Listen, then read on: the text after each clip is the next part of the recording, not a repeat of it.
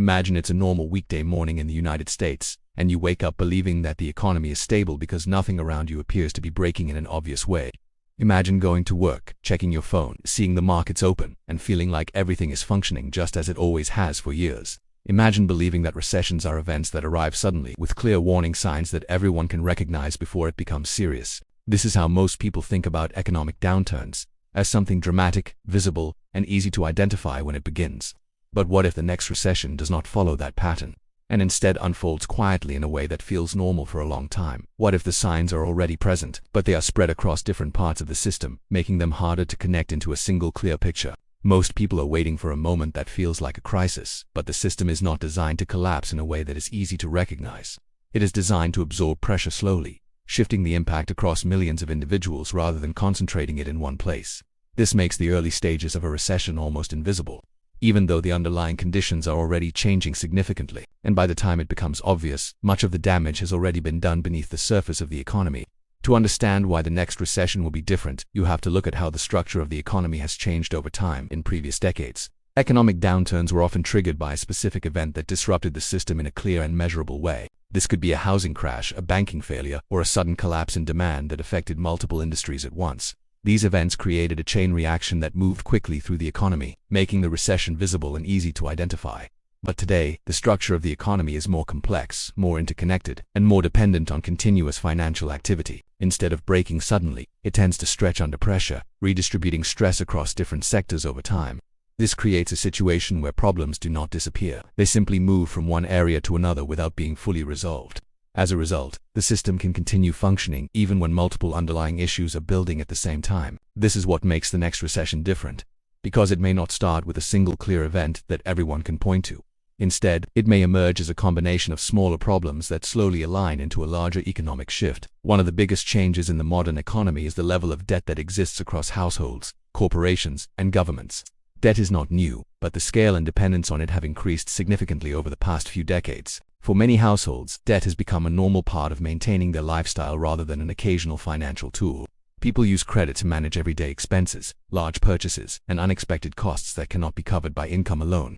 This creates a system where consumption is supported by borrowing rather than being limited by actual earnings. At the same time, corporations rely on debt to expand operations, invest in growth, and maintain competitive positioning in their industries.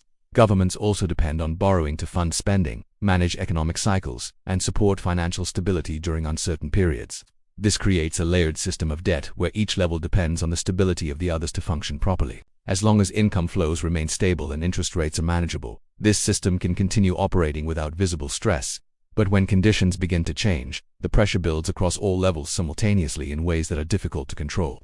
Interest rates play a critical role in this system because they determine the cost of maintaining existing debt over time. When rates are low, borrowing feels manageable, and people are more willing to take on additional financial obligations. This encourages spending, investment, and overall economic activity, creating the appearance of growth and stability. But when interest rates rise, the cost of maintaining that debt increases, even if no new borrowing is taking place.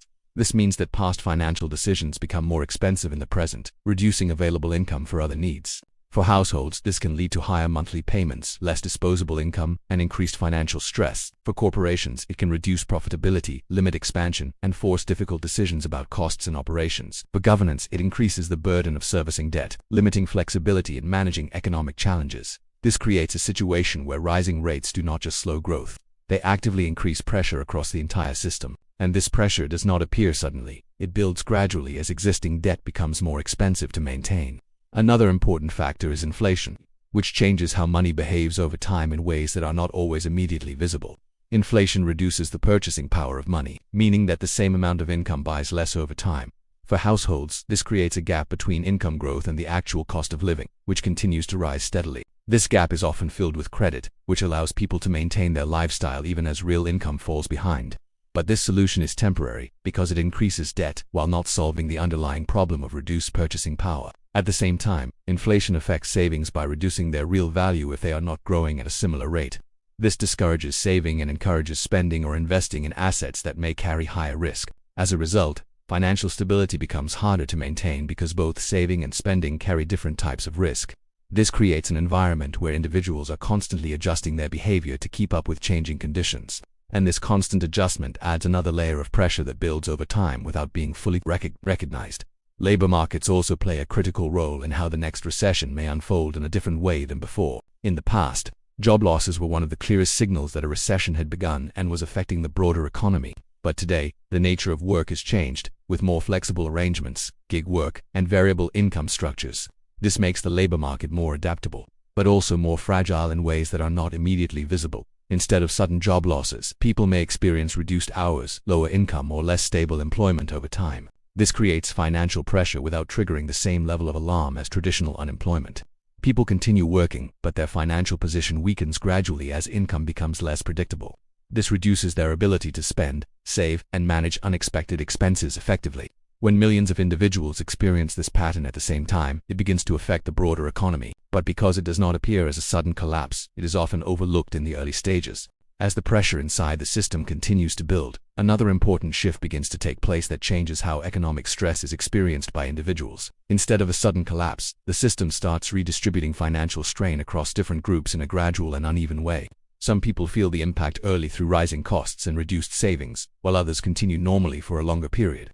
This uneven distribution creates the illusion that the economy is still stable, even when underlying conditions are weakening. Because not everyone is affected at the same time, there is no single moment that signals the beginning of a clear recession.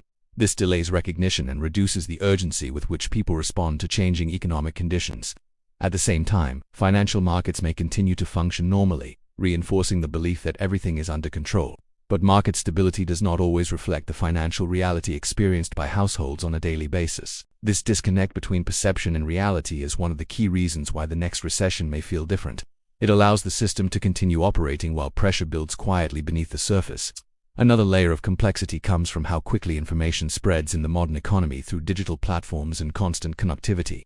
People are exposed to financial news, market updates, and economic opinions at a scale that did not exist in previous decades. This creates a situation where perception can change rapidly, even if underlying conditions remain the same for a period of time. If confidence begins to decline, it can spread quickly across large groups of people without requiring a specific triggering event. This can influence spending behavior, investment decisions, and overall economic activity in a short amount of time at the same time. Conflicting information can create confusion, making it harder for individuals to understand what is actually happening. Some signals may suggest stability, while others indicate risk, leading to uncertainty in decision-making. This uncertainty can slow down economic activity as people become more cautious about spending and investing. And when caution increases across millions of individuals, it begins to impact the system as a whole. This creates a feedback loop where perception and behavior reinforce each other over time. Corporate behavior also plays a significant role in shaping how the next recession may unfold across different sectors of the economy. Companies are constantly adjusting their strategies to manage costs, maintain profitability, and respond to changing market conditions. During periods of uncertainty, this often means reducing expenses, delaying expansion, and increasing efficiency wherever possible. These adjustments may not be visible immediately, but they can have a cumulative effect on employment and income levels. Instead of large layoffs, companies may slow hiring, reduce bonuses, or limit wage growth over time. This approach allows them to remain stable while gradually reducing their financial exposure to risk. For individuals, this translates into slower income growth and reduced financial flexibility in everyday life. Even if employment remains stable, the ability to improve financial conditions becomes more limited over time. This creates a situation where people feel pressure without experiencing a clear disruption in their employment status. And this gradual pressure contributes to the overall slowdown in economic activity. Another important factor is the role of asset prices, which can create a misleading sense of financial stability during periods of economic stress. When asset prices remain high, people feel wealthier on paper, even if their actual cash flow is under pressure. This perception can delay changes in behavior because individuals believe their overall financial position is still strong. But if asset prices begin to decline, that perceived wealth can disappear quickly, affecting confidence and discipline. This can lead to reduced spending and increased caution, which further slows down economic activity. At the same time, those who rely heavily on asset values may face additional financial pressure as their net worth declines. This creates another layer of impact that spreads through the system in a gradual but meaningful way. Because these changes do not happen instantly, they are often underestimated in the early stages. But over time they contribute to a broader shift in how the economy functions. And this shift becomes more visible as multiple factors begin to align. The global nature of the modern economy adds another dimension to how recessions develop and spread across different regions. Economic conditions in one country can influence others through trade, investment, and financial connections. This means that problems are not contained within a single system, but can move across borders in complex ways. As a result, the next recession may not originate from one location, but from multiple areas experiencing pressure simultaneously. This makes it more difficult to identify a single cause or starting point for the downturn. It also increases the complexity of managing the situation because responses must consider global interactions. At the same time, different countries may experience the effects at different speeds and intensities. This creates a fragmented pattern where the recession unfolds unevenly across the global economy. But even with this variation, the overall direction of pressure remains consistent across systems, and this consistency reinforces the broader trend of slowing economic activity. One of the most important aspects of the next recession is how it affects everyday financial behavior at the individual level. People begin to adjust their spending, focusing more on essentials and reducing discretionary expenses over time. This change may seem small at the individual level, but when it happens across millions of households, it has a significant impact. Businesses experience reduced demand, which leads to further adjustments in operations and cost management. This creates a chain reaction that moves through different sectors of the economy gradually. Because each step is relatively small, the overall effect is not immediately obvious, but as these changes accumulate, they begin to slow down economic growth in a measurable way. This is how a recession can develop without a single dramatic event triggering it. IT is the result of many small adjustments happening at the same time across the system, and these adjustments are driven by the underlying pressure that has been building over time. As this process continues, financial resilience becomes a key factor in determining how individuals and systems respond to ongoing pressure. Those with stronger financial positions are better able to absorb changes and maintain stability during uncertain periods. Those with limited flexibility face greater challenges as costs rise and income becomes less predictable. This difference creates varying experiences within the same economic environment. Some continue relatively unaffected, while others feel increasing strain over time. This variation contributes to the perception that the system is still functioning normally overall, but beneath that perception, the distribution of stress is becoming more uneven. And this uneven distribution is what allows the system to continue operating without a clear breaking point, until the cumulative effect becomes too large to ignore. And by that point, the recession is no longer something that is about to happen. It is something that has already been unfolding quietly across different parts of the economy for an extended period of time. The real difference is not in whether a recession will occur, but in how it develops and how it is experienced by people. Instead of a sudden collapse, it becomes a slow transition into a more constrained financial environment. Instead of clear signals, it presents mixed indicators that make it harder to interpret what is happening. Instead of immediate disruption, it creates gradual pressure that builds over time. And this combination makes it more difficult to recognize, respond to, and prepare for effectively. Which is why the next recession may not feel like a traditional crisis at first, but over time, its impact may be deeper because it affects the system in a more sustained and widespread way. And once you begin to understand this clearly, the idea of a recession changes from an event to an ongoing process, a process that may already be in motion, even if it has not been fully recognized yet.